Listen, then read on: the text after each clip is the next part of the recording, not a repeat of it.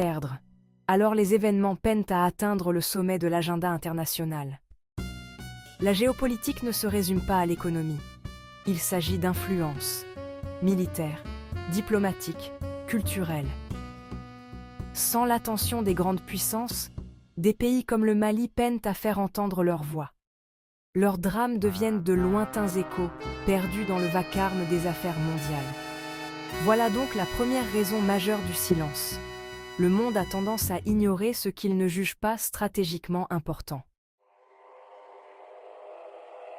La couverture médiatique n'est jamais neutre. Chaque jour, rédacteurs et journalistes choisissent les histoires qu'ils vont raconter. Ils connaissent leur public et, soyons honnêtes, ils savent ce qui attire l'attention.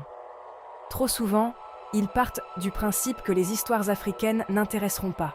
Cela crée un cercle vicieux. Parce que l'Afrique est rarement à la une, le public connaît mal ses réalités. Ce manque de connaissances fait qu'il se sent moins concerné quand un événement majeur survient. Les rédactions continuent alors de privilégier d'autres régions, renforçant ainsi l'invisibilité de l'Afrique. Il y a aussi des raisons pratiques. Beaucoup de médias internationaux ont moins de journalistes sur le terrain en Afrique.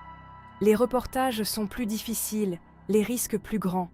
Mais ces excuses ne changent rien à l'impact. Des pays entiers, des peuples et des histoires disparaissent du récit collectif mondial. Le rôle des médias est crucial.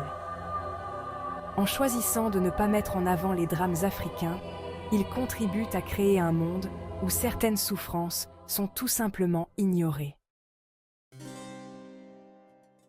L'histoire de l'Afrique est marquée par les luttes, les conflits et les ingérences extérieures.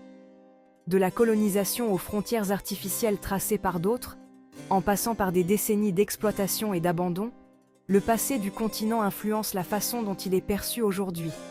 Résultat, les crises africaines paraissent trop souvent normales aux yeux des observateurs aussi bien à l'intérieur qu'à l'extérieur du continent. Cette banalisation est dangereuse. Quand la violence, l'instabilité politique ou les catastrophes humanitaires semblent inévitables, l'urgence disparaît. On ne voit plus les souffrances africaines comme des exceptions, mais comme une fatalité. Pourtant, rien n'est normal dans ces drames. Chaque vie perdue, chaque communauté brisée mérite notre attention. Croire que c'est toujours comme ça en Afrique n'est pas seulement faux, c'est un frein au changement. Le poids de l'histoire est lourd, mais il ne peut pas justifier l'indifférence.